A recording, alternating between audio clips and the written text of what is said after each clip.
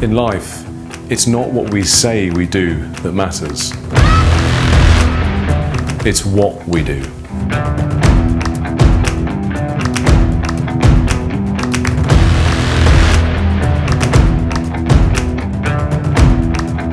And that's why this podcast is dedicated to those that have chosen not to make excuses as to why they can't. In fact, it's dedicated to the stories of those that have decided that even in the face of adversity, that they want to show the world that they can.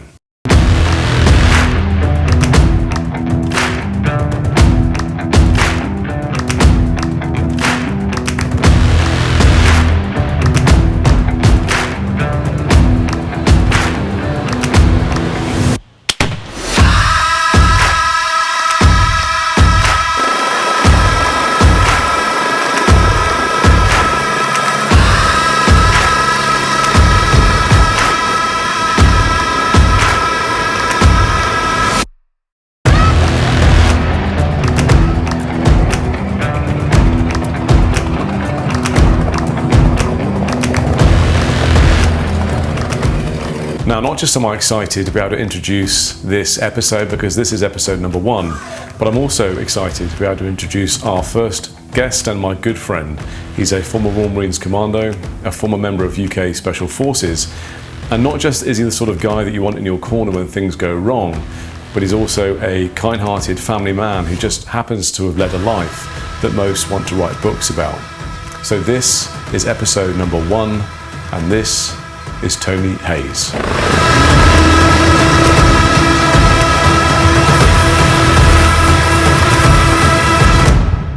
So Tony Hayes, welcome to Podcast Land. Thank you. This is what it looks like. Somebody that's never been on a podcast before. So much more glamorous than I thought. Well, this is all for you. Trust me, this was just a bare workshop until they knew Tony was turning up, and then we had this arrive, and this thing arrived. And to be fair, the Land Rover is awesome. Isn't it just?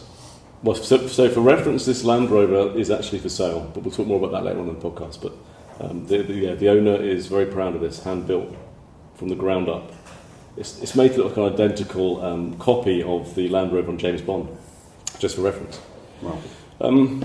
Hugely thankful that you're here today. I will say, I've got to reiterate this is your first time on a podcast. Yes. This is the first time I've ever hosted a podcast. And it's the first time that the producer's ever produced a podcast. So, I mean, nothing can go wrong today. We're on set right now. This is perfect. Nothing's going to go wrong. How are these lights for you? Because I know you're a bit delicate. Yeah. I mean, I should have put sunscreen on. No. Well, you're going to need it by the end of this. So, Tony, look, thank you ever so much. This is the very first episode, and I could not be any happier that it's you as the first guest. I'm honoured, genuinely. Oh, well. Vice versa. So, what we want to do today, that the whole ethos of this podcast is to talk to people like yourselves whose stories, I think, and mindsets and achievements in sort of encapsulate the idea of what it is to live a no-excuse life. And I thought I would ask a question at the end of the podcast. I'm going to do it at the very start. I'm going to kick it off by actually asking you now, what do you think it is to live a no-excuse life? Okay. So I have thought about this. So I didn't ask you this before the podcast, obviously. You weren't prepared for this. So, for me, personally, is to have gone through things in, whatever stage of your life, and to really, crack on and still achieve the things that you aspire to, without, using it as an excuse. So, without going into too much detail, because I know you're going to ask questions, but in my younger years, with living in a big inner city in London, I did have some hair-raising moments and actually cheated death on one occasion, and it did cause me to actually. I didn't get any help afterwards, and by the time I was 19 years old, I had considered taking my own life because of the stress of it all. But it didn't hold me back. I didn't use it as an excuse. Once I picked myself up, I still managed to aspire to a lifelong dream of joining the Special Forces. Yeah. And I made it happen. I didn't use it as an excuse. Fast forwarding, same book, different cover type of sketch, where joining the military, getting into the Special Forces, something someone had said to me, a really good analogy is about the water and glass way of looking at it. So when I joined the military, my glass was already half full, and with 3 combat tours, and don't get me wrong at all, one thing I want to make clear is I could have had a tougher time in the military, and there were guys that had much more of a tougher time. You know, I've still got all of my limbs, Sure. but at the end of the day, because I was going in with my glass already half full, with what's happened in previous years, it didn't really take that much for me to really start feeling the effects of stress and burning out. But again, on leaving the military, I haven't used that as an excuse. As tough as a time as I've been through, you know, I've picked myself back up, and I'm still in the process, if I'll be perfectly honest, of picking myself up.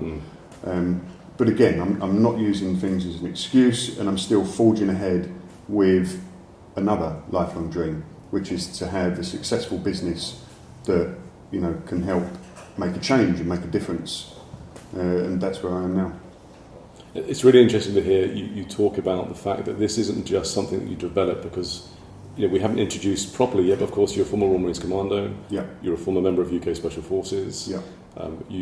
You've done private contracting within maritime security as well, which we can talk about, and also now you've set about establishing a new business, the founder of a brand new product, which we'll talk about. This is what's hanging in the video here. Yeah.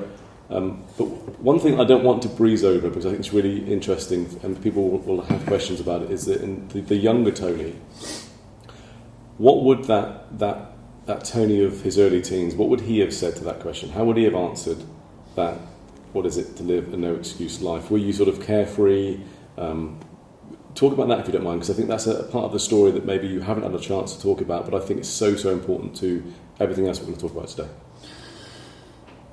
The younger Tony was just as passionate as I am now with, you know, if I get something in my head and I want to do it.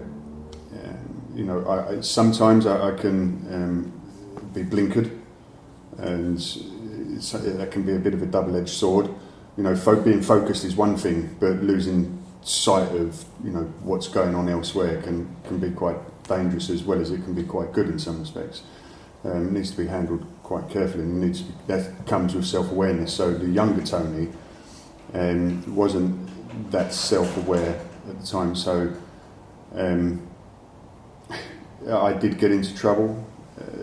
How old were you at that point? So the school that I went to, you couldn't really call a school. It was more of a battleground, and the pupils ran the school. So I quite quickly went down wrong paths. So to think of something as grown up as, you know, a no excuses lifestyle, and to be aware of that doesn't matter what happens to you, it's no excuse. Yeah. You know, get on, do what you need to do. I wouldn't say carefree. I had morals. You know, I respected my elders. I was brought up right in that respect.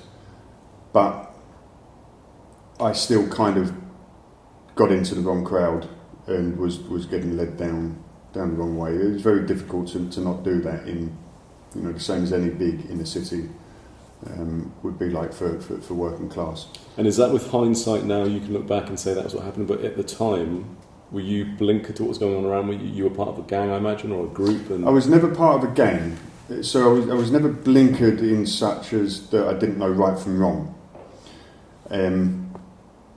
I was never part of a gang, but that ultimately didn't stop me getting targeted by one. I think it was just more a case of a young lad in a city, and you know, I was a bit of a bad boy in some sense sometimes. Yeah. And did you have an influence in your life at that point? Was your father a big influence to your parents? So my father was an immensely strong man. He had a checkered past, so he had, you know, hugely inspirational. And he was a boxing champion, so he was a professional boxer. His career was cut short, unfortunately, due to arthritis in his knees.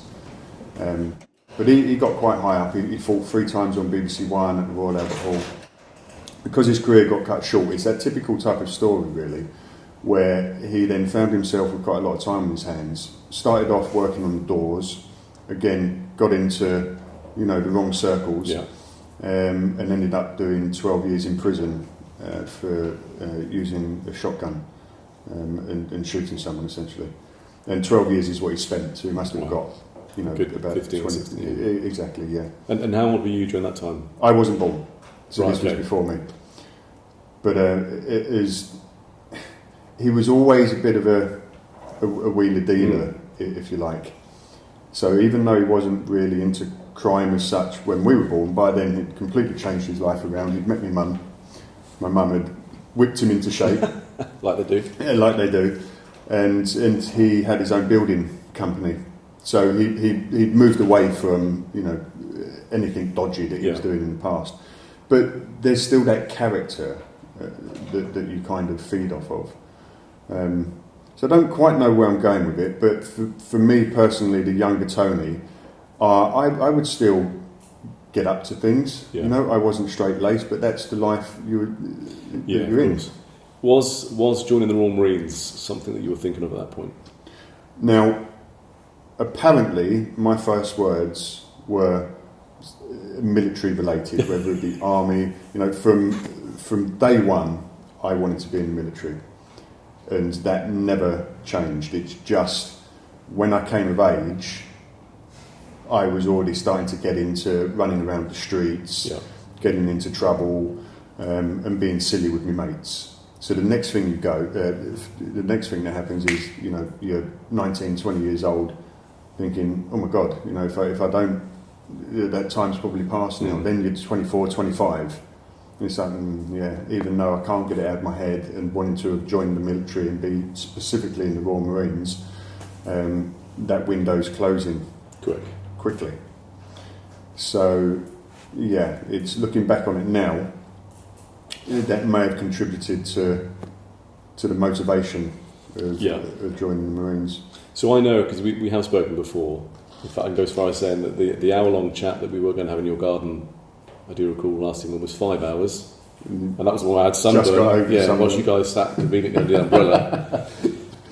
So you thought I was trying to move it to you, but actually I was moving it away. You were every single time, It was a test.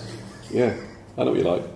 But I know then from that you did join the Royal Marines later than most would in life. But yes. What's really important for people to know and to hear about is the fact that prior to that start of your life, you ran a business prior to that, but even before then, you were involved in it was an attack on you, wasn't it?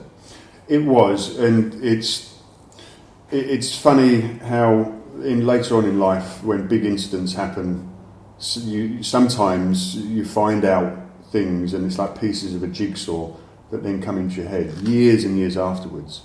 And it was only about 2 or 3 years ago that I actually made the connection that the reason the attack happened was because of a fight I had at school. Okay. And the boys' cousins took a dislike to it, all completely unbeknown to me. So when the boy that I had a fight with, because I saw him bullying someone, and that gives you a sense of the younger Tony. I was very sort of had strong moles in that way. And one of the things that I'd got in my head was that I don't like bullies because my dad didn't like bullies. Sure. So it's like, right, that's how I'm going to be. And if I ever saw any bullying, it didn't matter how big they were or who it was. I would say, don't do that, and I would stand up for the person that was being bullied. And a lot of the time, it got me into fights. This one particular time, when I asked the lad, look, that's not on. Leave the boy alone. He's clearly doesn't want to, get involved in this, and he's backing down, basically being bullied. He just squared right up to me and was offering me out to fight and screaming in my face. So I hit him, and he backed down straight away, as most bullies do. And he must. The rest of it is unknown to me how it all came about, but I can imagine that he might have had older brothers, and he had to explain why he had this big lump on his face. and that's what kicked off quite a big gang. So his brothers must have been connected in some way to a gang, and then cousins got involved, and they caught up with me in the local shopping centre. I was with one other friend walking through the local shopping centre during the daytime. What sort of time was this? About 3 o'clock in the afternoon, maybe even a little bit earlier. So there were people around? Oh, mums with pushchairs, full on, quite busy. People milling around doing their shopping. And as we're walking through, because we used it as a cut through to get to a friend's house, so from where we were coming from, you could enter one side of the shopping centre, walk all the way through, go out the rear exit doors, and then a mate of mine lived just over the road. And it saved walking all the way around the shopping centre. So that's all we were doing. And I can remember sort of, as we walked in, seeing something that didn't quite look right, and as we got a bit closer we realised it was a line of young lads from one side of the wide, as you can imagine, a wide walkway through a shopping centre, lined up from one side to the other, literally lined up. So mums and other people and old people shopping were having to try and find a space and squeeze through them. That was for me. I just didn't enter into my head that was a net waiting for me to walk through. So wow. On their search for me, walking around and asking people that may have known me, they must have got wind of who comes through here every now and again. So as I've got closer, I thought to myself, and I was only with one other friend, I've said to him, look, we can't back down. And again, I didn't realise that they were there for me. So we can't back down. That's the worst thing we can do, because if we get seen with turning around and walking the other way because we're scared to go through them, they're going to know that. So I thought, right, time to grab hold of your balls. Don't be silly, because there's a lot of them. So I'm not going to try and start a fight. It's just, try and stand up tall, find a gap. I turned my shoulders and tried to slip through. But as I was walking through, there was a bit of commotion where things were getting said, and it was negative things as I was walking through.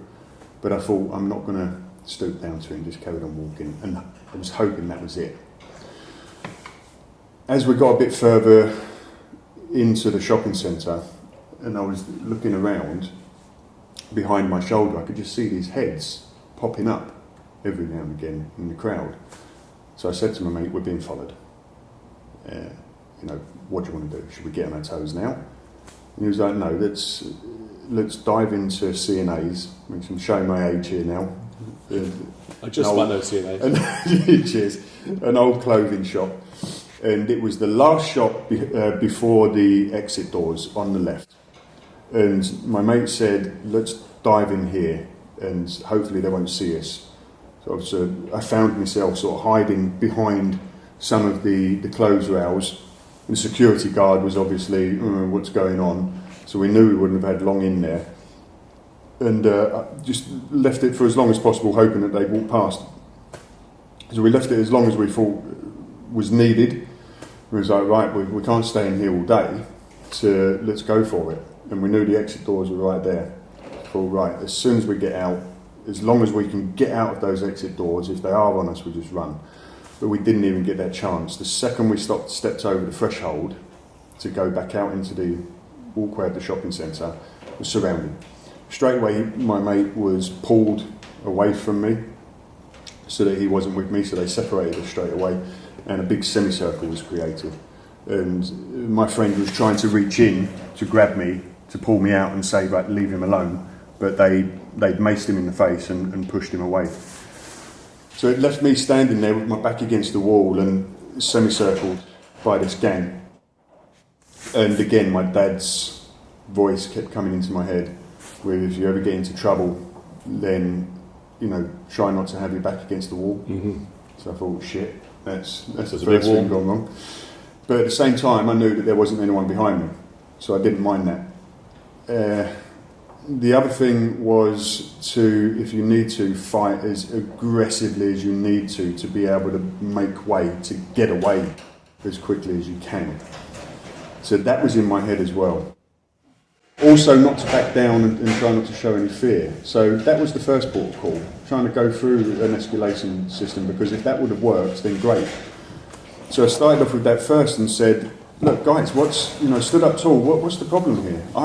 It's one of me, as it's only two of us, we're obviously not going to be interested in fighting. Look how many of you there are. What is it that's supposed to have happened anyway? And just as I was finishing that sentence, the punches started coming in. So it kicked off straight away. And as I was trying to throw punches out, just flailing and doing anything I could to try and get out and run away, as that was happening, the knife was being used on my left side here. It was a short sword, but the handle, it was one of those like walking cane handles that come over, so he was able to hold it like a gun, which is what aided in being able to stab him nine times. So it was 3 times in the thigh, 3 times just in the lower back on the top of the leg area here, and they classed up here as 3 wounds because it went through my arm, out the other end into my chest, puncturing my lung and scratching my heart on the way in. Right. And that was it, lights out. Because nine holes with the blood gushing out. I had time to sort of turn around, and I knew something was going on and went to push that person away because he was on my blind side. And I was on the floor, unconscious. Were you aware that you'd been stabbed, or...? I knew, it's strange because I didn't see the knife, but I knew something was happening. I knew I wasn't just getting punched, but my body knew that something was happening. It's weird to explain.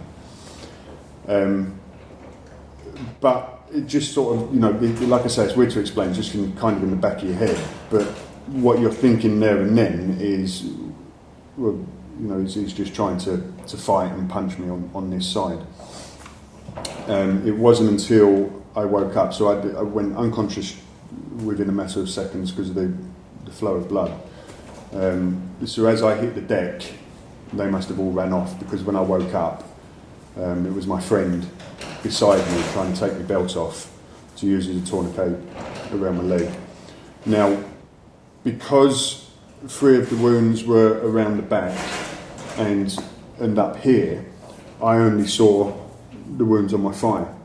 So I thought, okay, cool. They just stabbed me in my thigh. So I went to get back up and run out of doors because I thought, well, the fight's not finished. Stupidly. Well, what were you thinking of doing at that point? Just to exactly, just complete stupidness. To maybe just carry on. You weren't finished. I weren't finished because by then they'd got me fighting. So I thought, well, come on, let's keep going. And luckily, my friend was there and turned me back around and said, "You ain't going nowhere, mate." Took me back to CNA's, which was literally just there anyway. We were out just outside CNA's, and walked me back in, sort of helping me walk back in.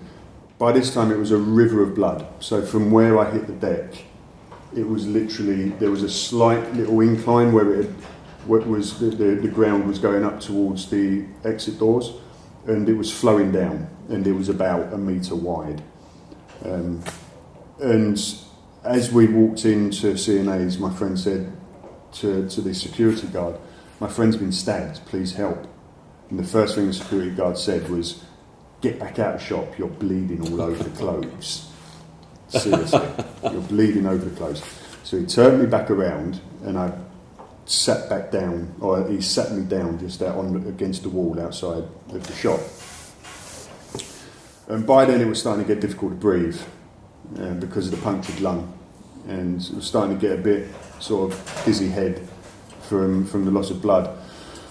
But again, psychologically, I didn't feel too bad because I wasn't aware of the other wounds.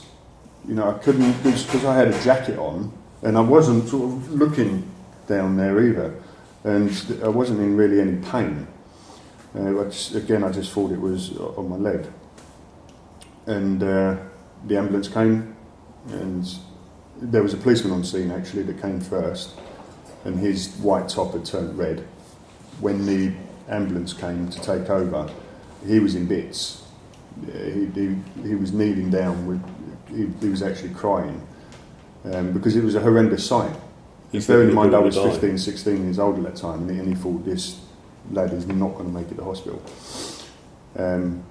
Straight away, the ambulance could see that was the situation as well. Didn't bother messing about. They'd done a quick survey, cut my trousers off, took my jacket off, realised the extent of what's going on. Got me on the stretcher, straight out into the ambulance, and called me in as a DOA, as a dead on arrival. Bear in mind, Lewisham Hospital was 30 seconds away from the shopping centre, yet they still called me in as a possible dead on arrival.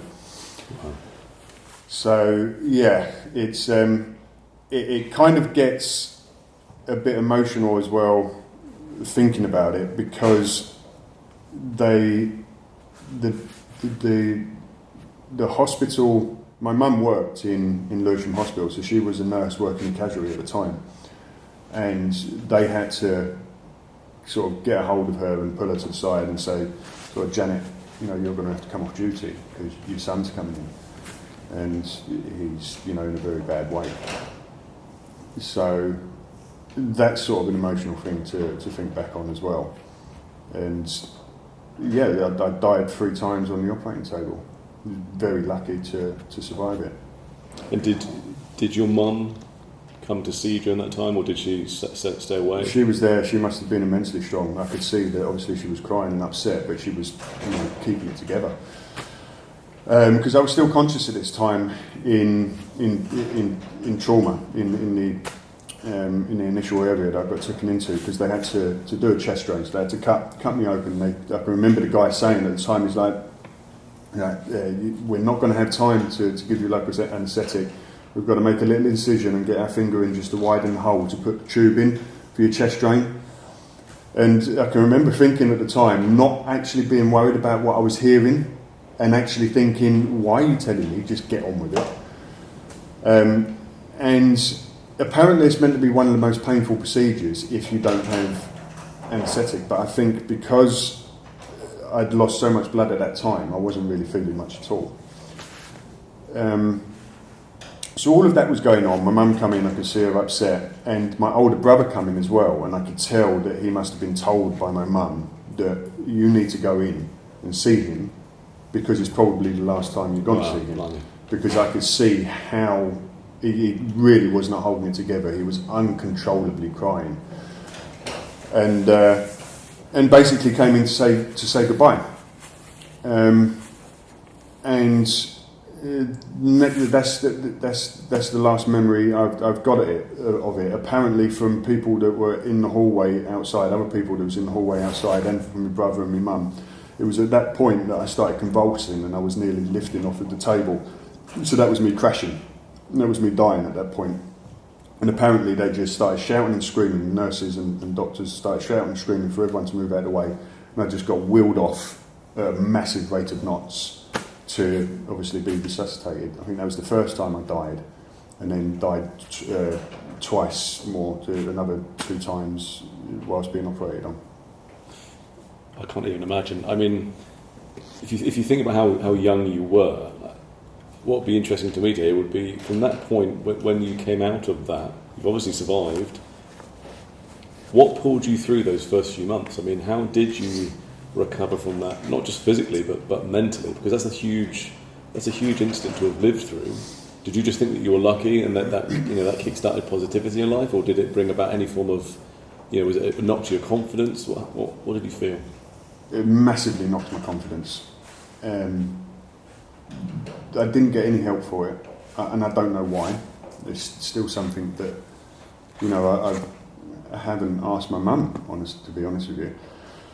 Whereas something like that happens nowadays to a 15, 16-year-old, then they're getting psychological help afterwards. The support's there now. Yeah, absolutely. But it didn't have any of that. So once I got out of hospital, which seemed like a lifetime, I was in ICU for quite a while, and then on the ward for quite a while.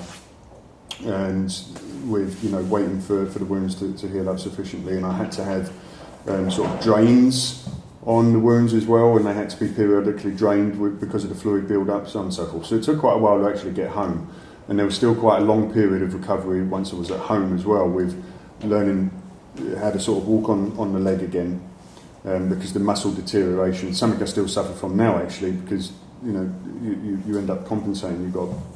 You can visibly see where the muscle doesn't grow back properly on the lower part of my quad. So it took a while to recover, and I can vividly remember the first time that I went back out again, and it was I experienced more fear then than I did actually during the attack or before the attack, and realising I was being followed and so on and so forth. And it was things like getting on the bus for the first time, and there being a young group of kids behind me who were a bit rowdy, and I was convinced I was going to get stabbed again. Literally convinced, and I was so paralysed by fear that I couldn't even turn, because every fibre of my body wanted to turn around and check if they're coming up behind me. And if anyone's experienced real fear in that way, you taste it. It's like a metallic taste in your mouth. And again, got no help from it. So that massively knocked my confidence. And I was always quite a confident lad in that way. Was there anyone around you, or was there anyone sort of the pinnacle in your life at that point who helped you through that, who helped that confidence? Maybe my dad in his own way, but looking back on it now, it's not the way that things would be done nowadays. The worst thing you can say to someone who's having difficulties is man up. And that's kind of the undertone that it had. I was never specifically told that, but that's how it seemed. Now, I can remember being in America, due to my mum with her work as a nurse, in Atlanta, which was the gang capital of the world at the time. And again, this was only a couple of years after the attack, and I can remember sitting in the car with my older brother and my dad in the front, and I think we were waiting to pick my mum up. I can't remember what it was, but I could see the gang members walking up and down the street, and some of them may not have even been gang members. It was my brain, bigging everything up, and I was shitting myself. And even though I was with my dad, an ex-professional boxer, and my brother, my older brother, who could handle himself as well, my older brother said that he was going to get out the car and walk down the road to see exactly where it was that my mum was coming out from where we were picking her up. And I can remember thinking, what are you doing? And I was getting frustrated with my dad. Why are we just sitting here? And I could tell that they were getting frustrated with me, because if that attack hadn't have happened, I probably I'd have been fine with it. So it almost distorted your perception of what was going on around you, wasn't it? There was a falsity to that what you could see. But instead of having a little bit of understanding and, I might be able to see where Tony might be having a bit of a problem with this, I could feel their frustration that I was scared. I'm interested. I'll come back to this. I really want to talk about some stages after that in the Royal Marines. But you talk about maybe back then the idea of saying, look, man up.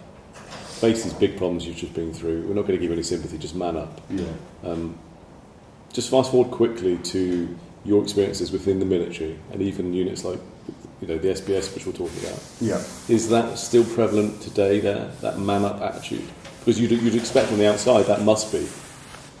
Or is there now more, certainly after Afghanistan and Iraq, is there more of an understanding of mental health and trying to pull people through things? Absolutely. And which is a good thing, even though I say in my day, because in relative terms it still wasn't that long ago. Yeah. How long ago was it from there? Yeah. So I've been out 6 years. Okay. About 6 years. 7 years maybe. But even then, it was only like the last year I was in, probably not even the last year. It was from when I left. It was only just starting to change. So the time that I was in, it was still of the opinion that if the shrink was coming in, so when you come back from operations, everyone's got to take their turn with talking to someone. And it would very quickly go around the squadrons that, look, just remember that when you're sitting in there, don't say too much. Sure, no, I understand. So it didn't matter what issues you might have been trying to deal with from operations, you were already of the mind of the, not going to talk about that shit. And it's very different now. It's very different. So is it more different as well that you would be more comfortable to talk about your feelings? Because I can give an example, but not on the same level as yourself. But certainly in the police firearms teams, you would have regular medicals where you'd go and sit down in front of a doctor, and I think sometimes a counsellor, producer might be able to tell me, counsellor, and never once did I truthfully sit in front of her or him and be honest. I'd probably answer every single question as I'm completely fine, everything's fine at home, everything's fine. And they're expecting that, I appreciate that. Yeah. But it's different when you're operating within the world that you're operating in. Because the pressure was far worse, I think, for more prolonged periods of time. And I think maybe, you can correct me if you're wrong, but the group of people you work around are very driven, focused, alpha people. Yes. They don't necessarily want to admit weakness. They don't want to be seen to admit that. So has it even changed within the very teams themselves, not just the support you're given? What about those on the ground? Are you all now more willing to talk to one another? If you and I were working with each other, would you be willing to open up about something? I'm a crap listener, so maybe not. Yeah.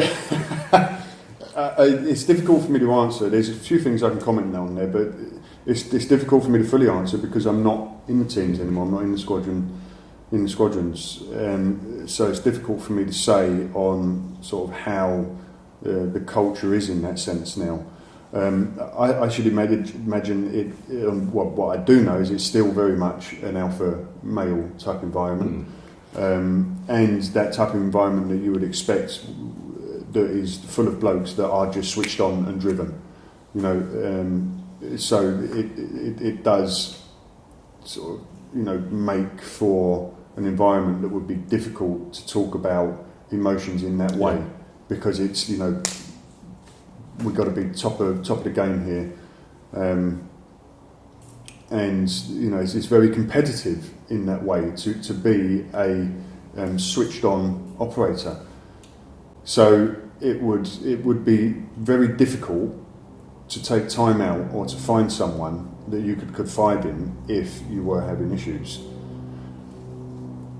Now, the SPSA I know have made leaps and bounds. So that's the association arm, the charity arm of the SBS, which do fantastic things, and there is actually things that have been put in place now, and I think even a building that's dedicated to guys that if they want to go there and talk to anyone about things that might be bothering them, then they can. So and that would be confidential, I imagine. I should imagine so. Yeah, of course. So there are things in place a hell of a lot more, but it would be silly not to, because from when I left to now, the suicide rate, even though, because it's such an interesting thing, and when you think about, like we were always talking about earlier today, or someone, I think it might have been, we was talking about with the Falklands, with, there were more suicides over guys having problems in the Falklands than there were that actually died due to combat in the Falklands. So it's not a new thing, but I don't know, maybe it's the age of social media and the media that it quite quickly came out as to how many service people with the recent conflicts in Iraq and Afghanistan are actually, committing suicide. And that's because, generally speaking, PTSD is more a term that we hear now spoken about. Yeah. And it's probably more accepted that people now are experiencing that, and not necessarily even just in a war zone. As an example, even from a law enforcement background, if you look at the United States, I know very recently I saw a survey where in the NYPD alone, over a 12-month period, over 200 officers took their own lives because they themselves couldn't just deal with some of the pressures and stress around, I think, maybe a working environment that wasn't ideal. So I think I'm really glad to think that PTSD now is something that anyone can talk about, alpha male or not, female, it doesn't matter what background you are, because I think you can experience and live with PTSD for all different reasons. It doesn't have to be just an extreme one. I know, I've I've met with people who've been involved in serious road traffic accidents. In fact, police officers who themselves have been involved in the investigation of traffic accidents, being the first on scene and seeing horrific injuries. And that has a compound effect, has a knock-on effect that a lot of people can't deal with. Yeah. So I'll hold you there. We'll come back to that, because one thing I want to do is bring us back to just prior to joining the Royal Marines. You've now lived through an incident which was stabbed numerous times. There's obviously going to be a knock-on effect emotionally to you, maybe not dealing with it fully, I imagine. Yeah. So what happens from that point, late teens now, up until when you joined the Royal Marines? How old were you when you joined the Marines? So I was 25. So in my mind, because I can admit to this, a bit of a man crush on the whole Marine thing. When I was young, I wanted to be in the Royal Marines, and I always thought, you joined the Royal Marines at 17, 18 years old. So it shocked me to hear that you joined the Royal Marines at 25, but we'll get to that in a minute. But just talk me through quickly, what did you do between leaving school, overcoming the injuries and the assault, and then the time that you joined the Royal Marines? And then why was it you joined the Royal Marines? Okay, so so by the time I was recovered, so I was 16, 17 years old, and life eventually got back to normal. My dad had a building company, and my brother at that time then had his own flooring company. So I would, be working for my dad sometimes, and sometimes working for my brother. It then sort of evolved into me working with my brother full time. So that took me up to sort of 18. So after a couple of years of doing that, sort of 18 coming on to 19 years old, and I started feeling the stress of not dealing with the stabbing, and I did consider taking my own life at one point, because of aspiring to the type of person that my dad was, so on and so forth, and I was really struggling with putting that front on, because I really had to struggle being around people, even if it was going out for a family dinner. My confidence was so hit, I struggled with sort of being able to just have general chit chat with people. So then I'd be sitting there making such an effort that it's tiring. When you've got to make an effort to do things like that, as months and years go past, it just wears you down. Just going down the shops, having to run through it all in my head before I go. Okay, so what if I get approached? What if I get into an argument? What if that happens? Okay, right, don't be silly, build yourself up. You go through a certain amount of years with having to deal with that. It wears you down. And then all it takes is other stuff, external things in life that normally you'd be able to deal with, but it just starts piling up. So you have money problems. That's another thing to add on to the weight. And I found myself, 19 years old, just sitting on the toilet, on the toilet seat. That's fine, mate. Both images are all right. But and just with my head in my hands, and I seriously considered taking my own life. Luckily, it didn't really get past that point. It was just a real low period. And then I started picking myself back up, and didn't use it as an excuse. It was if I don't continue forcing myself to build my confidence up, then the alternative is to actually, go through on the things that is now starting to enter my head, which is I just didn't want to do. I suppose you could have used that, actually, looking back, you could have used that entire period as an excuse to be somebody that goes in a completely different direction. Absolutely. And always have that in the back of your mind. I've got a reason for why I'm doing this. I've got a reason why I'm behaving this way. Yeah. But you didn't. No. So that's No. interesting. So what did that push you into? What part of your life was that? So that pushed me into, getting particularly good at what I was doing with my brother on the floors, with doing, wooden floors and renovations. So renovating old floorboards was really coming into fashion at this time, which was early 2000, late 90s, early 2000, where everyone was ripping up their carpets and seeing floorboards and thinking, oh yeah, we'll renovate these, and it was putting the price of the sale up on houses.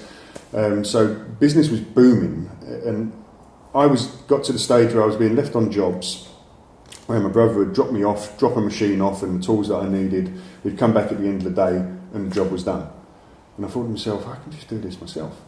all I've got to do is save up a bit of money to buy a cheap van, put out some advertising. I really am showing my age here in local Yellow Pages and the Thompson. So this was pre sort of internet days, and get the tools that I need, and just go for it. And that's what I'd done. I got my head down for a couple of months, squirreled away a couple of grand, and then when the time was ready, just got into the local classifieds and the auto trader, found a van for £1,000, bought that. I think it was £500 for the actual flooring tools that I needed. Got the bits and pieces I needed, and the advert, to put out. It was £1,000 on the advert in the Yellow Pages and the Thompson Local. And the date that it was supposed to come out, I can vividly remember standing there with my now wife, looking at the telephone in the morning, thinking, I wonder when it's going to ring. So the advert goes live today. I wonder when the phone's going to ring. And she was like, I wonder, it might take a couple of days, and going through all the different things, not trying to manage your own expectations.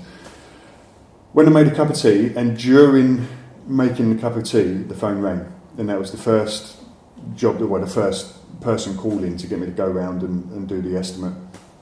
And since then, the phone didn't stop ringing for the period that I was doing it. So that was my first taste of building something from scratch, because I applied myself. It's what I wanted to do, so I applied myself to it. And did you gain a level of confidence in yourself at that point? That's when my confidence really started building up. And it was after about 2 or 3 years, maybe 2, well, actually, so 20, so what, we're talking 4 or 5 years, even, of the business running. So you're established. This is a real thing now. This isn't just... Bear in mind, you say established, I got up to about 5 guys working for me, and I had 3 vans at one point on the road.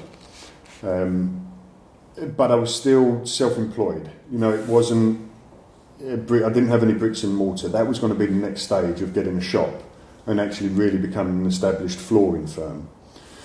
But when we were moving house one time, cut a long story short, we phoned up, I think it was phoning up BT, making sure, so it was making sure with BT that the phone number could change, or we could keep our phone number, because we'd only recently just got out a new advert. When we moved, got set into the new house, set up the office, phoned up BT and said, right, we're in, you can switch this on now. And they were like, oh, sorry, Mr. Hayes, we don't know what you're talking about. So it was like, shit. So we'd just paid for new adverts that were going to have the wrong number in it. No. So when people were flicking through to shop around, they'd call me, and then they'd get, please hang up and redial. So we had it all redirected, but the amount of people that would just move on to the next advert. So we lost a massive amount of business, and we knew we were going to really, really struggle through that first year. So that's when the idea of joining the Marines really started coming to life, because it was like, okay, so we now know, what do we know? We know that we're going to need to restart from scratch again, more or less from scratch at the end of the year, because we're just about going to make it through. So it's going to be redoing the advert and rebuilding the work back up. And if we do that, we're all in. We're then working towards getting a shop, so on and so forth, and that's going to be the future. Or make it through this year, and instead of paying out all the extra money to restart the business, I joined the Marines, which first tick in the box is it's doing something I've always wanted to do. Second tick in the box is that it gets us out of London. Third tick is that it's a stable job with regular money, and it's a career I can build on. It's not dead end, and if with the passion that I knew that I had inside, because it's what I'd wanted to do from birth, almost, I knew that I'd be able to sort of just go as high as I wanted to. Just hold on that a minute, because you're 25 years old. Yep. You're a mature man. You've been running your own business for 5-6 years. You've got people working for you. Yeah. Well, by that time I hadn't, because we had to massively scale down because the work wasn't coming in due to the long advert. Yeah. So it literally was just me getting the small bits of work that we had coming in to keep us ticking over. But you've been I suppose working. You've been working in this role, in this capacity, to then switch your mind at that age to join the Royal Marines, where you're going to go in as a basic recruit at the very, very bottom, with a high likelihood that you're going to fail, because that's, I think, where most people would agree that it's a very, very difficult course. Yeah. Like, what was your mindset even like at that point, going into that? What was your self-belief like? Because it sounds to me like it must have been through the roof. Looking back on it now, it must have been. And it was unwavering. And I don't know what it was. There was something inside of me that was driving me forward. And there's so many funny moments that I can look back on. Because when I first mentioned it, at first the wife, who wasn't my wife at the time, my now wife, she was like, oh my God, am I even going to get a say in this? Because she could see the look in my eyes that I've made this decision. Because I'd convinced, before even talking to her, and looking back on it now, it's like, well, I wouldn't get away with that now. And it was the wrong thing. It was the wrong thing. But I was young. And I'd convinced myself already, before even speaking to anyone, that it was the right thing to do for various different reasons. Because I took on 2 children that the wife had already had at the time by a previous relationship. But they were so young, they now see me as dad. So I was thinking, right, I've got a young family, I can get them out of London, all the different things that were the plus. So I was already convinced. So then that cleared the path. I didn't have to worry about that. Then all I could I just had to concentrate on actually making it happen. And there were so many elements to that. And this is where the drive, I don't know where it came from. It was there. I couldn't map read for shit. I knew that was going to be a big problem. So I would literally get myself out with a map and just beg, borrow and steal from where I could, asking people around, right, who can map read? Do you mind coming out with me? I was never very academic. I could have done well in school, but I chose not to. So I knew that I had to work on that, and the fitness as well. I knew that I had to, I'd never really, up until the age, 25, I hadn't really done much, even though I did lead a manual sort of life, if you like, with in the building industry. But I knew that I needed that military fitness with, the cardiovascular fitness, getting out there, getting the miles in on the road. So all of that was getting done. When I came home from the Royal Marines recruitment office with the Royal Marines brochure that gave you the basic information of what would be asked of you and what you need to prepare for, at the back was the specialisations, so that was their sort of sales bit, if you like. And SBS was there. Now, I grew up with an SAS soldier on my wall, and it was that poster that I must have got from a magazine of in their black kit with the respirator on, and it had all the different bits of writing with arrows, and I just, idolised that and just was fascinated by it all. £1 million, and that was back then per soldier to train, and all the different bits of kit that they had, and just that look of, that dark, mysterious look, and obviously the Iranian embassy siege by then. So straight away I was sold. This was before I'd even passed the potential Royal Marines course, which you have to do before actually getting loaded on full basic training. Yeah. I was convinced that's what I'm doing. And the phone call I had to my dad one time, and I tell you his exact words. I said, Dad, I'm going Special Forces. He said, fuck off, son. Fuck off, son. Go back to the floors. Yeah. Which was basically get realistic. But my mind was made up. That if I was going to do this, then I had to aim for what I really wanted to do. I wasn't just going to join and, see how it goes. That's the ultimate goal, that we'll see how it goes, and if I do whatever. No. If I join the Marines, it will be to get out of the Marines as quickly as possible into Special Forces. And I made it happen. I was in the Marines for just over 2 years. I'd done the minimum time, and I badgered and pissed off enough people asking for selection, because I would just get laughed at. But I must have pissed off the Sergeant Major at 4-2 Commando in Plymouth so much that eventually, the last time I went in there to say, right, no, I don't want to be a signaller, I don't want to be this, I don't want to be that, I want to go on selection. In the end, he was just like, okay, if that's what you want, you're the one that's going to be sorry, you're the one that's going to come back here with your tail in between your legs. Yeah. But he said, on one condition, if you don't pass, when you come back, your next draft will be in Scotland. So I thought, shit, okay, that gives me a bit of motivation, but it is a bit worrying. Went home, told the missus, she said, if you don't pass, when you go to Scotland, I won't be coming with you. Nothing like pressure, love. So it was all to play for. But you know what? It didn't really enter my head. I knew that I could pass. I knew that I could. What worried me was injury. That's what worried me. If I twisted my ankle or. So did that confidence come around though by the fact? So you've passed Royal Marine selection. You're now serving Royal Marine. Yeah. So you know what it must be like to manage an injury. No doubt you would have seen people in training within the Royal Marines that maybe didn't pass out because of injury. Yeah.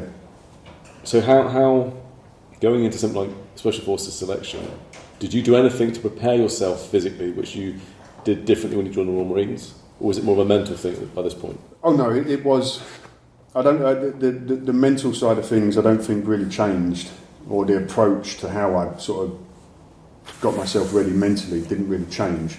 It's just I had more confidence.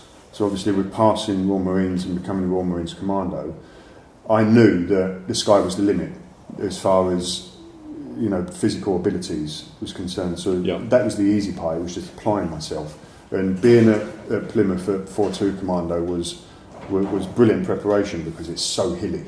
It's ridiculously hilly. So it's great for going out and running and getting your heels legs. Plus you've got the moors with the tors that you can climb up, which is great for navigation and fitness as well.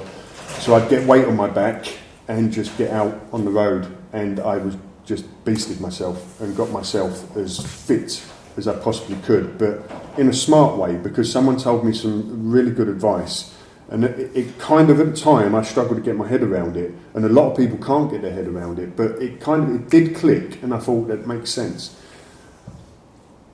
A lot of people would fail selection because they were too fit. They would go on there too fit. So a lot of PTIs would come off of the course, sort of at the heels phase, halfway through, because they would burn out. Because if you imagine, if you're as fit as you can possibly be, where else have you then got to go? And it just opens up the possibility for you to burn out one time with all the pressure of everything you've got ahead of you. You're just going to be like, I voluntary withdraw, I'm out of here. Whereas, even though I was pushing myself and getting myself as ready as possible, I tried to listen to the advice on, a week before, you've got to resist the urge of wanting to get out, rest. You've done all you can. You're not going to lose all your fitness in the last week. Take it easy and recuperate.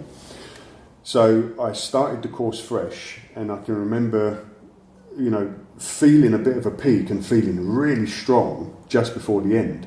The endurance, the last march that you do at the end of the hills phase, was proper emotional, and it's a timing thing. I found personally it's a timing thing, because if I'd have mistimed my training, I may have peaked a little bit sooner, and I'd have been on my hands and knees trying to cross the finish line in endurance.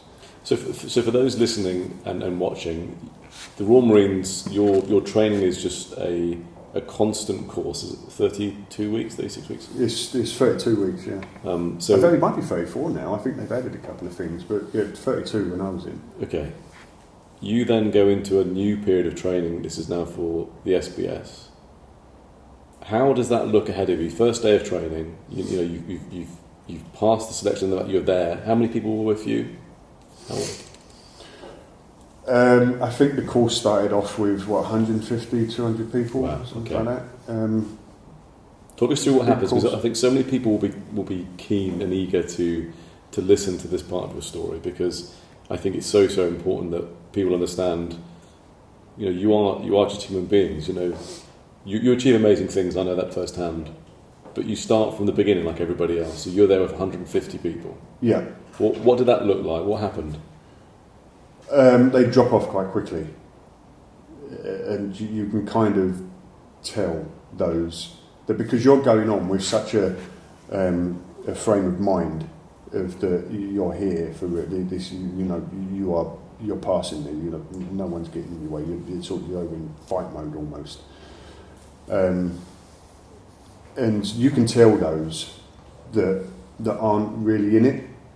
Looking back on it now, yeah, is that an age thing or? No, just if those the obviously you're going to get because of the glam, and it's not as glamorous as what you think it is, but because it's got that persona and that sort of a lot of people are into it. If you're in the military, anyone would say that I wish I'd have done special forces. So the course will have a lot of people on it that aren't there necessarily because they have a true passion to want to do it. Yeah. They're just on there because I wouldn't mind giving it a go. That's the mistake. You literally have to. It has to be on your mind when you're going to sleep. You have to be. For me personally, maybe not, but what I found is that I visualised being an SF operator. Yeah, I understand. I get that.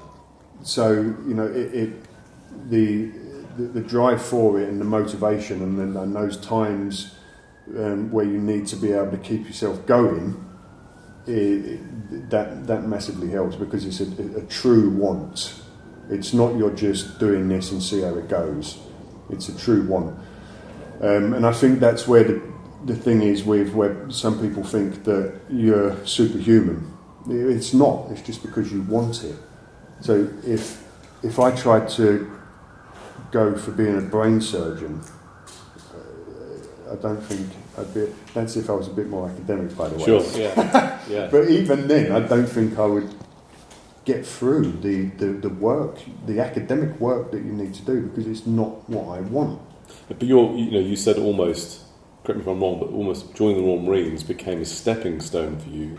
Yes. To join the SBS. Absolutely. And at this point, would there be any advice you would give if anyone was watching this now and they were even themselves contemplating joining the Royal Marines, but they may think, well, I want to go on to Special Forces, but I almost don't feel like it's the right thing I want to be telling people. What would you say to them? Should that be something that they go vocal about? No, this is what I'm aiming for. This is what. No, you don't have to go vocal about it. It was just the way that I didn't even think about staying quiet about it. It was almost like. Had no sort of conscious thought in that way. Yeah. I didn't see an issue with it. It's only looking back on it now, and because at the time I was thinking, do people think that I'm lying? And then eventually I did go quiet because I thought to myself, I don't want people to think I'm either bullshitting or being crazy. So it was almost like I had to hold back, and it was almost a bit frustrating because it's like I can't understand why people can't or don't think it's normal to be looking at something that you want and say, right, I'm going for that and I'm going to get it. A lot of people do struggle with that because they might think, oh, it's just, a chance or a BS, they're talking BS or whatever. I wouldn't say don't go vocal with it. But certainly don't try to not listen to it yourself, if that makes sense. Yeah. If you've got some, because that is the key to it. That's the key to achieving whatever it is that you want to do. You've got to actually want it. It can't be just if it's something particularly hard. That is, and there are some people in the world, and you'll know as well as anyone that have got that natural gift that anything they turn their hands to, they'll just do. But if it is something particularly arduous, like if it is wanting to aspire to be a doctor, an airline pilot, or in the Air Force as a pilot, Royal Marines, Special Forces, you have to genuinely really want it. Otherwise, you're gonna either struggle or you will have to build yourself back up again because you won't make it. Yeah. Interestingly, when I look back, there was when I first joined when I applied to become a firearms officer, you go on a basic firearms course. And I always remember it was a one course, but you had to pass that course before you moved on to some other courses and other elements. But I put so much pressure on myself to pass that. I completely zoned in. Nothing else really mattered. I probably wasn't a great husband. I wasn't a great, family man at that time at all. Looking back on it, I was probably being quite selfish in the way I was around those at home. And I put huge pressure on myself to pass that course. And I'm not sure this is how anyone deals with this. I don't know how you took on the courses that you confronted by. But sounds the same so far. Yeah, again looking back, I didn't actually like how I felt by doing it, because I became just all consumed. I had to pass this course. It meant so much to me. But don't know how I would have handled it had I not passed. And then when we got to the end of that course, the basic course, there was a really high failure rate at the time. There were 14 of us on the course, and I was the only person to pass. And I remember sitting in the canteen, the police canteen as it was at the time, and everybody, one at a time, you'd have to walk out. It was right at the end of the course. It was the very final day. You've come off a final exercise. Everyone's hanging. Everyone's peed off. You're filthy. You're dirty. You're stressed out because this is it now. And then one by one, everyone would walk off into the little firearms block at the time, and I would then see them coming back. Some men were in tears. It was really, really, really emotional time. And there it was. I was the last person to walk in. I thought, I might as well just fucking go home. Why am I put myself through this? Everyone else has failed. Yeah. So I walked up, and then to be told that I'd passed, the feeling was euphoric. Yep. It was amazing. And it did set my mind forward to be that person I was during those times in the firearms team. But I look back, and it was an uncomfortable time because I put so much pressure on myself. So, long story, but when it comes to you, and you're saying that it's similar, did that follow you throughout the whole selection process? Or was there a point where you realised the confidence in yourself now? Because I know how confident you are as an individual. But was there like a turning point even during Special Forces selection where you thought, no, I've got this. I don't have to put this pressure on me anymore. This is mine. Or was it really to the very last day? Did you know that you passed, so to speak? Or was it really up until that last moment? The only pressure that I put on myself was making sure that I knew what I was doing. So anything you had to say. With the heels phase, making sure that I was proficient on map reading, and I put massive amounts of pressure on myself leading up to it. So that's where I put the pressure on myself, preparing for it. When I was actually on the course, so maybe I could enlighten going back using a boxing analogy, just because it's something that my dad always used to say, is that he would always be scared before a fight. And if any boxer said that they're not, they were either crazy or a liar. But as soon as you step in the ring, all of that fear goes, and it's fight time. Yeah, I get that. So once I was starting the new route on the hills, you'd have the butterflies the night before, making sure that you're going through the routes in your head, because you don't know which one you're going to get or the grid references until that morning. That's nice of them. You don't get it until after each checkpoint as well. So even though you kind of know the routes, you don't want to get caught out. So you get to the checkpoint, you have to show where you are, and then they'll give you the next grid reference for where you've got to go for the next checkpoint. You've got to find it on the map, then show them. So at every point, they're checking that you know what you're doing. It's probably a safety thing. Yeah. And then off you go.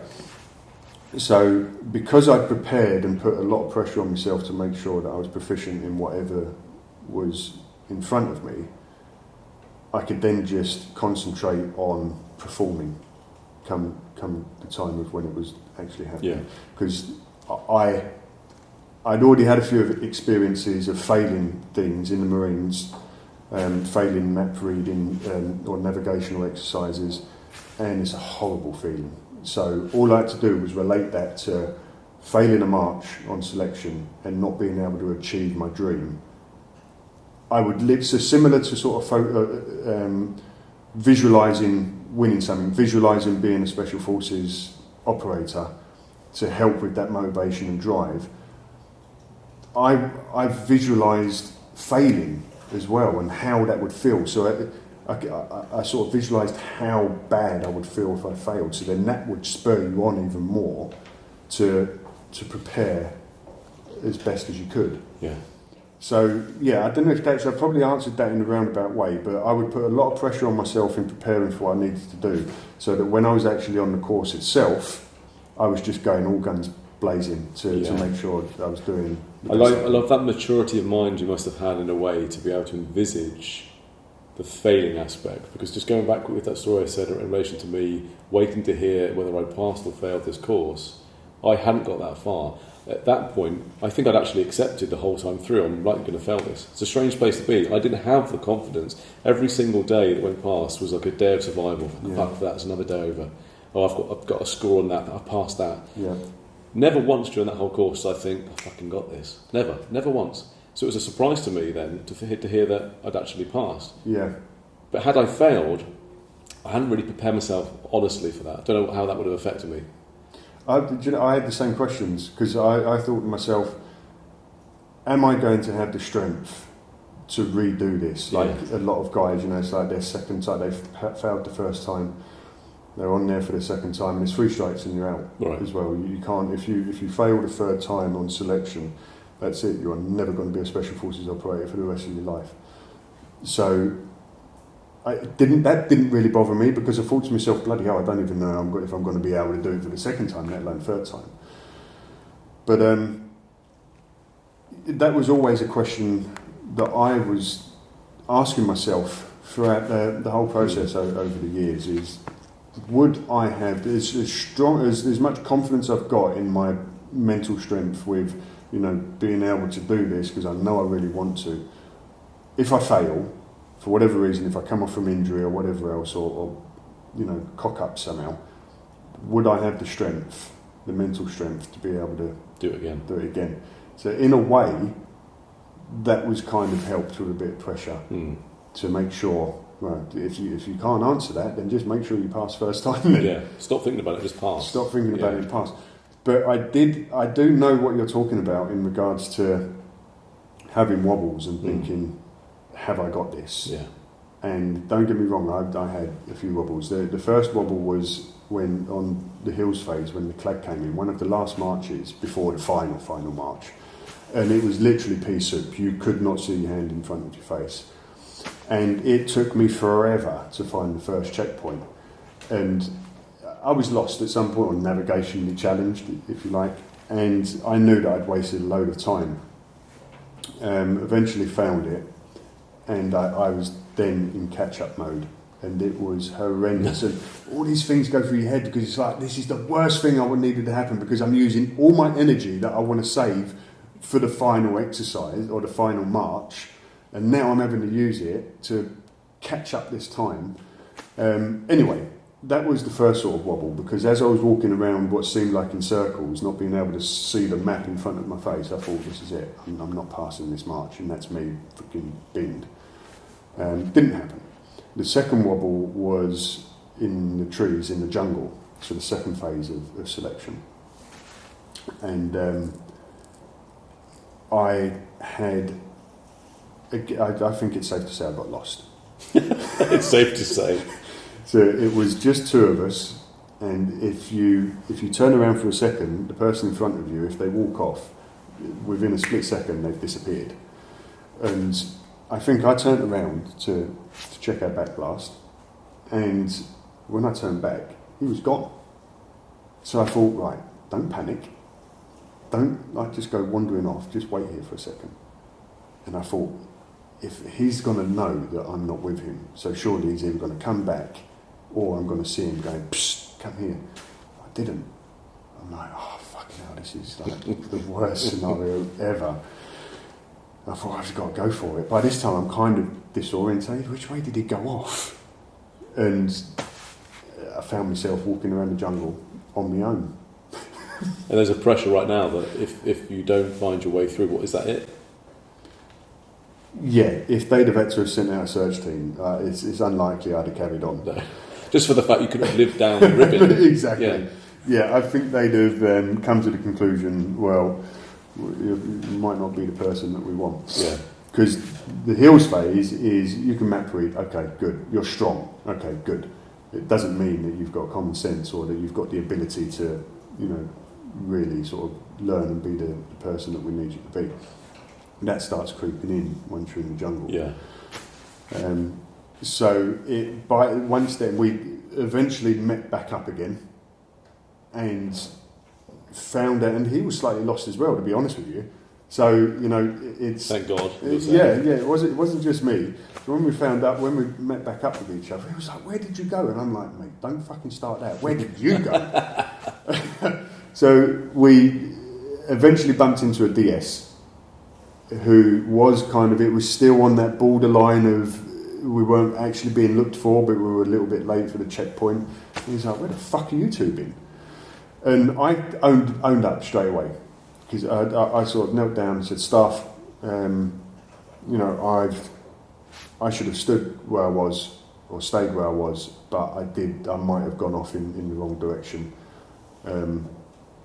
And the other guy got some shit as well. Anyway, without going into too much detail, ever since then, after that, for the rest of the time I was in the jungle, which was, I think, another week, maybe a week and a half, because it's 4 weeks that you do in total in the jungle. So that's the jungle phase. That's the jungle phase, yeah. So it was a couple of weeks after. Well, it was just after halfway through. So I had the rest of the time being completely paranoid that they were just going to bin me at the end anyway because of it. Not good, is it? No, hated it. Yeah. Horrible experience to still have to perform to the level that you've got to, and for it as tough as a environment as it is, and to have that on your mind. It was my worst case scenario. And looking back on it now, it's just another thing that actually chips away at your armour. Because having to deal with such pressurised things, it does sort of dent your armour for later on in life. I really associate with that. But all the training courses that you do, if you have been that person who's done something at the start of a course, but it's not been enough that you've not been immediately booted off, but you're carrying that on the back of your mind, thinking, right, there's a mark against my name now. There's no more room for me to do anything. Yeah. It's not a nice pressure. It's not. But looking back on it now, do you know what? It's because we care. True. It's because we care. And I used to look in envy at those that had thicker skin, and it's like, just don't give a shit, to get on with it, which is great. But I don't know. Maybe it's equally not as nice to have as much feelings as we may have. True.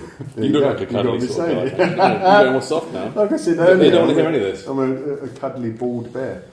So I didn't want to mention about the boldness, but you've said it. So ultimately, you've passed selection. One thing I'm always interested in. So everyone who you were training with, I take it they were all Navy, all Royal Marines. There was no Army with you. I take it there's no joint training between you and the SAS. Yeah. So it's joint selection, has been for years. I think that happened reasonably. You're going to test me on my history now.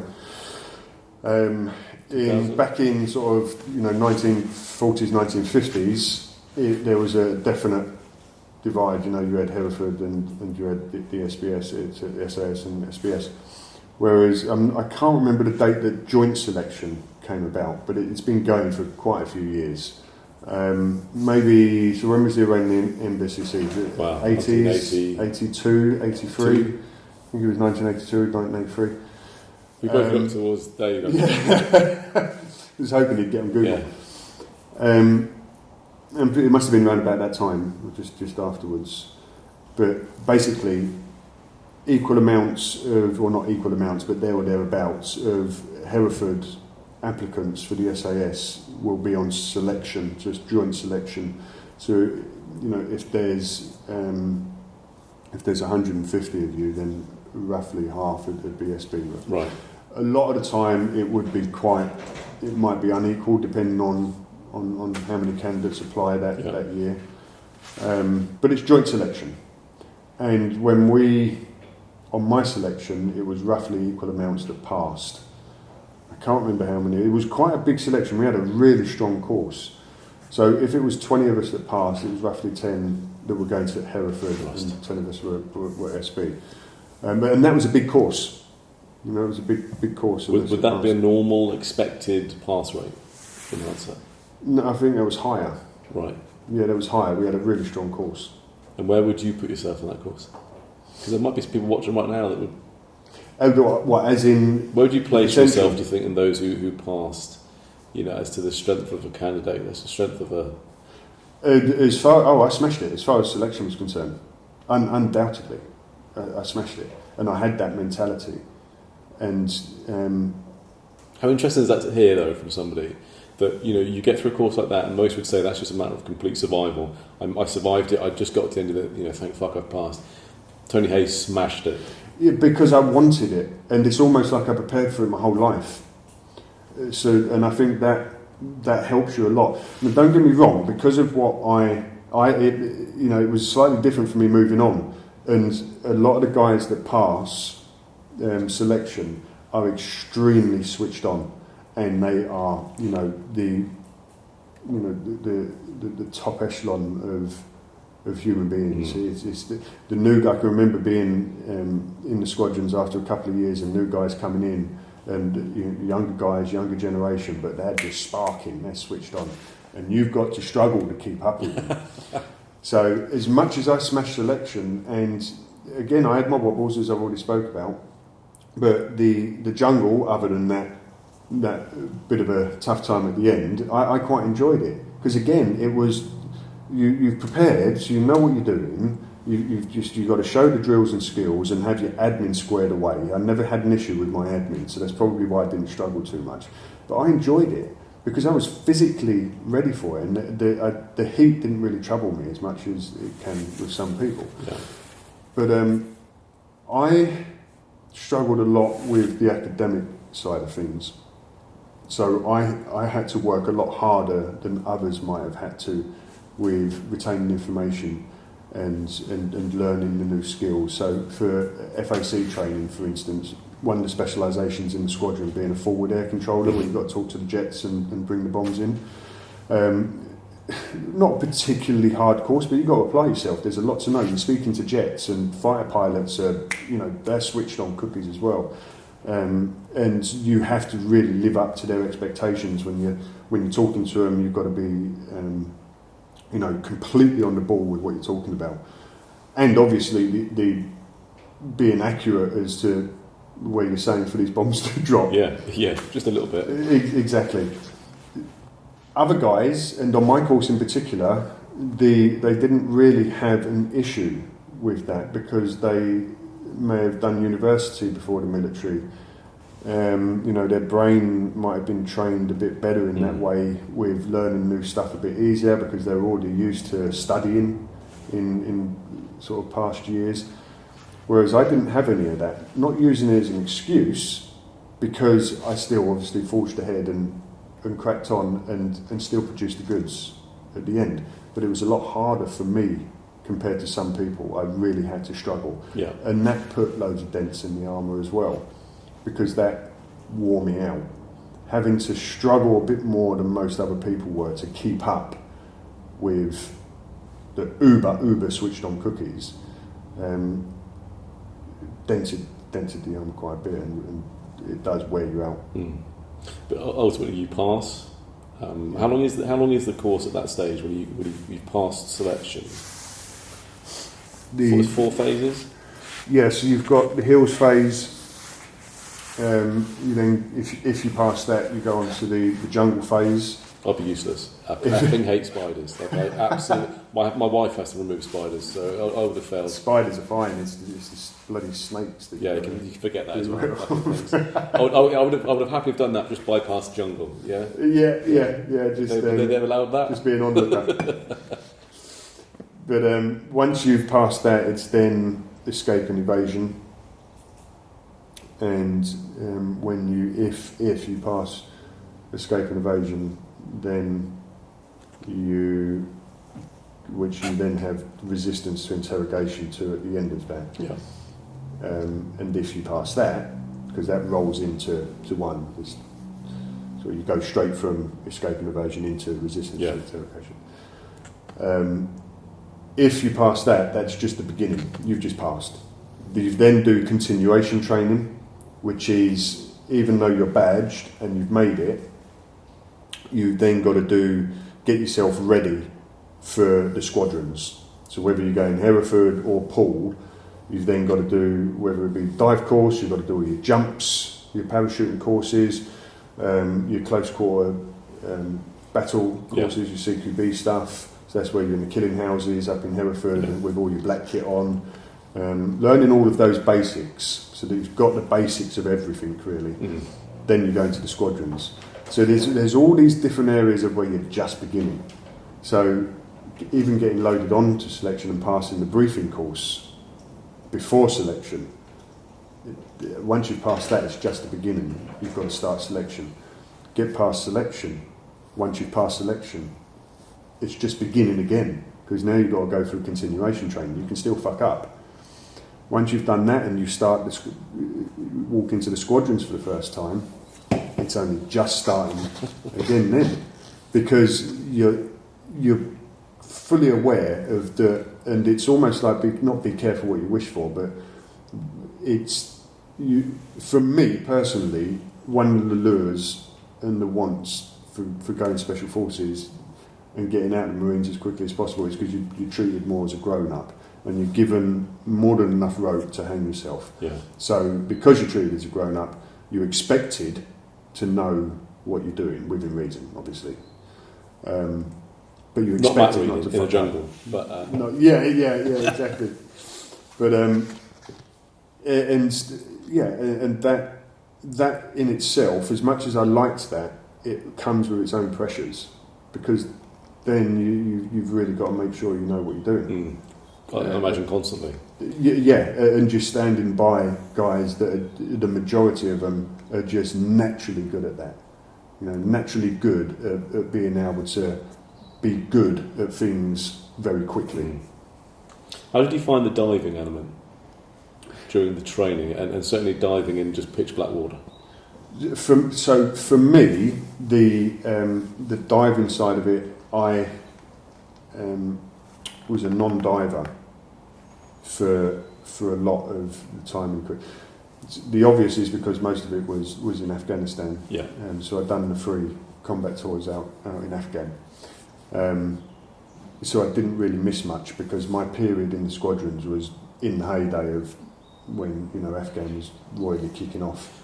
So it's fair to say that really, upon passing selection, you've pretty much been thrown straight into deliberate action constantly. Working operations. It kind of changed things, because what they'd done with us is with those of us that went to Z Squadron, we missed out some of our continuation training because of Afghan. So the last part of continuation training was the diving course, and they picked a handful of us to go straight on to the specific relative courses that we'd need to go out to operations. So that's where I got loaded straight on. So I was informed as soon as walking into the squadron, I was informed, right, Tony, you're not going to be doing the dive course, you're going to be doing an FAC course, because as soon as you pass that, you're going straight out to Afghan. It was like, fucking hell.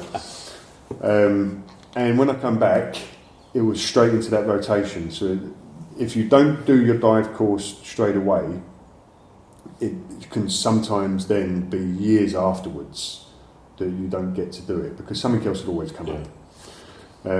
And it just so happened that I never really got round to doing it. When the one time that I did, I ended up with an infection in my lungs due to a dirty BU, which was horrendous. I went and had an X-ray by the doctor in the local sort of med centre in Gibraltar, and he came out with the X-rays and he said, well, that'd be why you're out of breath, and you could see the bits of the dark bits of water that are sitting at the bottom of my lungs.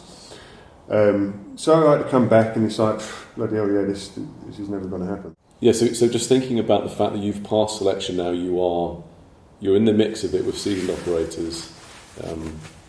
You've achieved what you wanted to achieve, but ultimately there's still life outside of the military. There's those around you that love you, your family. So what was the family situation like there? I'm just interested to know. Yeah, I think it must have been quite challenging, to be honest with you, because the one of the things I think that I haven't really gone into is the struggles that I've had from day one going into the squadrons, and I was very, very quickly dealing with stress, and so it must have been tough for the wife. because the last couple of years, so I was performing at the standard that I should do, even though I had to work a lot harder than most others. I was performing to the standard that I should have been for, 6-7 years in squadrons, which was just a relentless rotation. 3 tours of Afghan, the counter-terrorism black roll as well, and it was just a continuous cycle. And did you have any downtime at all? You got limited downtime. To be honest with you, very limited. Very, very limited. So you didn't detour off into some other sort of form of training or specialism, like you were just You could do external drafts, and a lot of guys did. So after a couple of years in the squadron, you could put into whether it be the training team, go off to Hereford, which was a bit of downtime, one of the training teams locally for like the boat or the dive team. Yeah. And that put you into a bit more of a stable thing for 2 years. I opted to stay in the squadron, which was a mistake looking back on it now, because I didn't want to miss out on anything. I wanted to stay at the sharp end, if you like, which was silly. So for the whole time I was in the squadrons for 7-8 years, in the squadrons, I was on that constant operational cycle. The last couple of years was when things were really starting to sort of break for me. I was drinking heavily of a weekend. I was sinking a couple of bottles of wine in one night easily, putting the music up full blast. My next door neighbour, if he ever listens and watches this, at that time in the married patches, he must have been like, "What the fuck is going on?" Because I wouldn't say I didn't know what I was doing, but that's how much I was struggling. I would, of a weekend, to try and get away from it all, I would just sink a couple of bottles of wine, and by the time I was pissed enough to forget, I'd then whack the volume up on the stereo, and then just drowned everything out. Yeah. What were you trying to escape from at that point? Just the day-to-day struggles, and everything was starting to catch up. So the stabbing was starting to catch up. The struggles of having to compete at such a high level was starting to catch up, and you're just a man at the end of the day, aren't you? And you're not talking about that again very openly with people at that point? You're dealing with Not it on your own? Not at all. No, it wasn't a done thing. Then on top of that, my dad died unexpectedly, suddenly, with a massive heart attack. And that was kind of the final straw, because he wasn't insured. My mum was about to lose her house. And I'm like, I almost saw it as an escape, almost as an out. That's my reason. That's it. Gives me a valid reason to say, that's it, no more, I want to get out. And I kind of rationalised it with, no, I'm doing the right thing, I'm trying to look after my family. But maybe it was the right thing anyway, mentally. I don't know how much more I could have handled. Yeah. A rest might have helped. But I think it was time I needed to change, because to be able to operate at that level, if you've lost your edge, so to speak, and you've lost that 100% commitment, then you're not just a danger to yourself, but you're a danger to your mates. I don't want that sort of shit starting to creep into my head. Yeah, sure. When you're about to do something, when you're stacked up on the door, or you're doing underway drills, which are massively dangerous, climbing up the side of the ships. And if you've got an important role and where you've got to do something that, if you don't do it right, could jeopardise someone else's safety or yourself, then you need to be grown up enough to be able to say, that's me. If I feel that I've lost it and I can't perform 100%, then it's time for me to go. And in going, because this is something, I stepped away from something that I was part of for 15 years, and I struggled immensely with feelings of loss and feelings identity. Identity was a killer for me. And I wish in a way it wasn't. I wish in a way that having done what I used to do wasn't such a part of me, because I realised that whilst I was doing it, it defined me far more than it should have done. Gave you a quiet confidence, didn't it? Yeah, it did. So as you could just be in a shopping centre walking around, and you could just you just hold your head up, and you've just got that thing inside you where it's, I don't have to prove anything.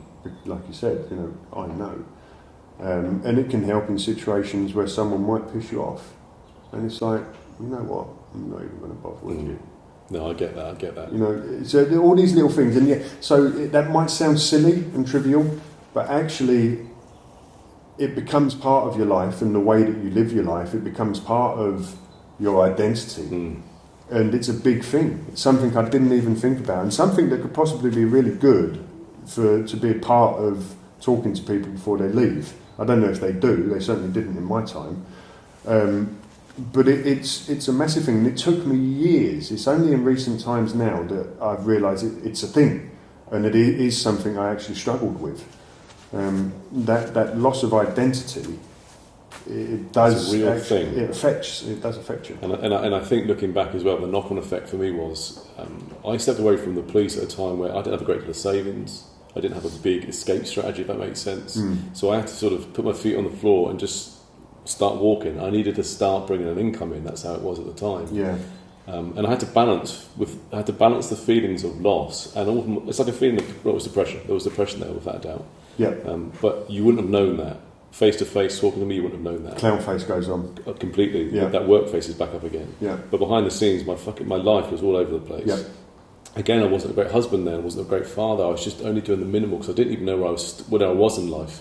Everything that I used to measure myself against had gone. Yeah. It was a horrible feeling. So I concur completely. If there's a chance to talk to people in similar situations, whatever unit, force, law enforcement, government, whatever it would be, I think it's vital, because you don't know how strong a feeling that is until it happens. Exactly, but then that's it's the gone, problem. and then you've got to deal with it. That's the problem with strong characters, with alpha, not even just alpha males, but proud men.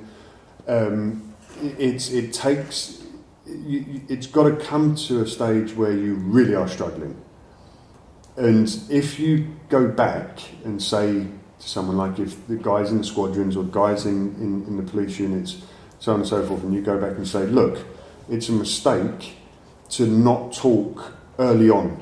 So if you get a wobble and you think, it'll be okay, I'll get past it, talk. Because if you let it build up, you might not be as lucky as what I've been and what you have been, where it really does hit ahead and get to the stage where you're contemplating suicide, but lucky enough to actually come through it. Yeah. Some guys aren't lucky enough. But I wouldn't have listened to that.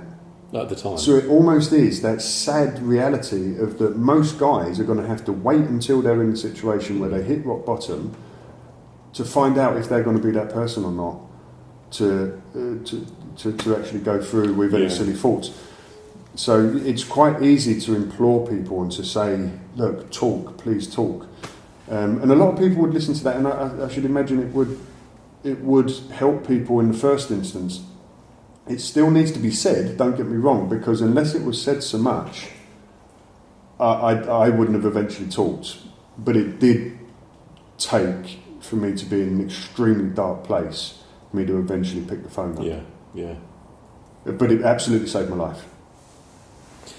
Look, I'm going to have to admit a schoolboy admission right now, and that's that I'm aware that the battery on our camera's very close to running out. So I could talk about this all day. I think what we should do is just summarise by saying that I think there's a whole other video actually in talking to you about your story. It's certainly within Special Forces, but I think we can at least finalise this by saying that you spent 6-7 years. Is that right? On a highly kinetic tour? Yeah, 10 years in total, including 2 years in Marines. So 7.5, 8 years in squadrons. And coming out of that with the pressures upon you, the stresses upon you, like there were, you've gone into a period of if you can explain quickly, it was private contracted maritime security. Yes. And I'd love you to just touch on, whilst we've got a few minutes left, and we will make another video, I promise you, because I think there's so much to share, and it's important that we do. But what this is hanging here, what this is, and how it came about. So this came about whilst I was doing maritime security operations on ship in the Indian Ocean, where you've got limited space. And I was lucky enough at the start to have ex-military British guys in my team. And more often than not, one of them would either have some Olympic rings with the straps in their bag or a TRX or something similar. And I really started getting into using them. And there was one time where I got caught out because the structure changed, and we ended up having local nationals in part of our team. So I would have like Indian Gurkhas or Pakistani Navy or ex-Navy from Pakistan. So they made up the team, but I didn't think they're probably not going to have a TRX or Olympic rings in their bags. So I was really getting into it, and I thought, right, I don't want to miss out. I should have bought one myself, but anyway, I just looked around the ship, found an old piece of rope, found some bits of plastic to use as handles, and just made my own suspension trainer. Because let's face it, a TRX is effectively just a strap with plastic handles on. So I thought to myself, that's all I want to do, because I want to continue my suspended dips. Because if you know about going to the gym, and you've got the dip bars, or if you use a chair and do dips, they can be quite hard, but once you get used to them, it's a good exercise for your tries, and you can sort of build up to being able to do quite a lot of dips quite quickly. So you build yourself up. If you're quite good at dips, and then you try doing them, say on Olympic rings, or you can't really do them on TRX, but if you do suspended dips, it's a completely different ball game altogether. So I thought, that's going to help get over a plateau and build more muscle, more strength. So I really wanted to carry on getting into it. Puts these plastic handles on a bit of rope, and I thought, if I hang it up and make it like a TRX, you're going to hunch up as you try and do a dip because it's at a fixed point. So I made two separate ones, one bit of rope hanging down with a plastic handle on, and then a separate bit of rope with a plastic handle on. So then I could use them like Olympic rings. So, and that's where the idea started, coming to life, and where it was born almost. Now, how this came about with the two separate straps with the multiple handles on is the rope that I was using with the plastic handle, the rope carried on going down to the ground. So as I was finishing my exercises, doing the dips, sort of the mid-height exercises, I thought, well, if I just tie a knot in the bottom of the ropes, I can then jump down and start doing suspended press-ups. So then it's almost like I'm getting a fuller workout. It's more like a circuit. More of a circuit. And that's where the idea was born. And it eventually evolved into something that we've got patented, because the handles aren't fixed like they were on that old rope version. They actually move up and down on the strap, and they self-lock. As soon as you put pressure on them, they self-lock. You press the button to move them downwards, and you can position them instantly wherever you want on the strap. Get it set up. The full version has got 3 handles on each side, and so you can position the low ones for whatever height you want for press-ups, the middle ones for whatever mid-exercise, and the top ones for pull-ups, leg raises, whatever it is you want to do. So you can effectively set it up how you want and do a full circuit training on it without having to touch or adjust any of the anchor points. So at the minute, you're referring to this as SF1? The SF1, yeah. And so I can say from personal experience, you very kindly gave me a set of this. Yeah. And I've always loved suspension training. So outside of even talking about this now, I can personally vouch for the fact that some of the things that I was always frustrated by suspension trainers.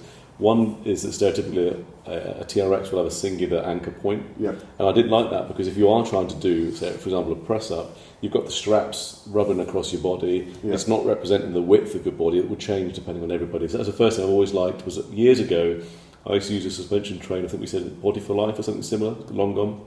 Okay. Where it was 2 separate points. So that was the first thing I thought, that was great. But I could only ever find that in this one model. The next thing is, if you're using it intentionally, if you're using this, for example, to add muscle, it's important to know how many reps you've done of something, but at the same time, it's important to know the angle that you're at and the positions of your hands. And of course, that's perfect. You've actually marked the fabric with numbers. So if you're that way inclined, if you've got your notebook or your working log, you can write in there exactly where the handles were. The handle placement now can be tracked with every handle on each set, which I think is fantastic. The fact that this locks into place, does not budge. There's no movement at all in that when you hang off of this thing. Yeah. And the fact that you've got multiple handles, I'm genuinely excited about this, and you're not getting mine back. I don't care what history you've got. You'll have to do a lot to try and get my set off me again. I cannot emphasise how effective these are, and I'm so glad that you're in a position now to go loud about this, to show the world about SF1, because this is the new generation of suspension training. And I'm not overselling this for you, because this truly is what should have been done 10 years ago with suspension training, and I think it covers those bases that. The separate anchor points, the fact that you can track your progress, the fact that you can move the handles up and use the same set. I've been using it in circulating between 4 or 5 exercises per circuit. I don't have to do anything else other than move the handles, which takes mere seconds. It's absolutely fantastic. So there's so much more exciting things to come out from this, because we're already on the innovating track, if you like, because we don't want to stall after we launch. The Mark II is already on the drawing board, which would I say Mark II, but we've got a product range already in mind. The customization of this as well, and the ability to be able to change it. You can condense this down to just having 2 handles on each side, or just 1 handle. So it even can sort of compete with just in a TRX fashion, and it can be as light and as mobile as a TRX if you so choose it to be. But similarly, if you've got it hung up on in the gym, or a pull-up bar that you've got at home, you can have the full allocation of all 3 handles, where you can do full circuit training without having to touch it. But it will still condense down to a lighter version. The handles, you can just slip straight off the bottom. There is even, without saying too much, won't be involved in the first batches that get sold. It's still slightly in development, but we've got an attachment that will go with this that turns each side into its own trainer, and it almost turns it into exactly like what you get from a TRX, a single fixed point trainer. So you could buy one product, and if you wanted to train with a partner, then you put it into that mode with the attachment that will come with it, and it turns one trainer into 2 trainers. I think it's amazing, and I'm genuine. Look, I'm so excited for you. I'm so excited for this journey ahead of you, because I can see this being a great success. If people now, I appreciate it, so we're on an early launch status, so to speak. This is fully developed. This is ready to go. Yes. In the short term, it's going to be something that will be available. So, just in closing, because I know we've got to close this off, but we'll make another video. Where can somebody find this in the future? So the website is still having the finishing touches put on it. The social pages will be up and running, or are up and running. Sorry. So SF1 Strength is where you'll find us. Okay. So people search for SF1 Strength on social media. They should be able to hunt you out. Exactly. We'll have all the links on there. You can get further information, and that will be the starting point to find out what we've got going on. Oh, it's fantastic. Look, Tony, there's so much we didn't talk about. I will take full responsibility for that, because the battery's now about to go dead. I can feel Dave's eyes piercing into me. Let's make another video. If anyone's been watching this and it's something that they want to hear more of, we'll make another video. We'll talk more about this. I'd love to delve a little bit more into some of the things just as you're leaving the SBS. But for now, thank you so very much. It's been an absolute pleasure. No, thank you for having me. It's been great. This is episode 1, and this was Tony Hayes.